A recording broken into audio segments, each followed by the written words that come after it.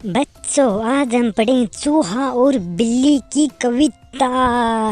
मक्खी पर चूहा बैठा था, चूहे पर बैठी थी बिल्ली। उड़ते उड़ते पहुँच गए वे पल भर में ही दिल्ली। दिल्ली वालों ने तीनों की खूब उड़ाई खिल्ली। तीनों गुस्से से चिल्लाए, बोले ये दिल्ली बड़ी निठल्ली। दिल्ली को हम कर देंगे 2 पल में पिल्ली पिल्ली। गिरा गिरा कर विकेट धड़ा धड़ा उड़वा देंगे गिल्ली। यह सुनकर दिल्ली वालों के नीचे की जमीन हिली। डर के मारे दिल्ली वाले बन गए भीगी बिल्ली।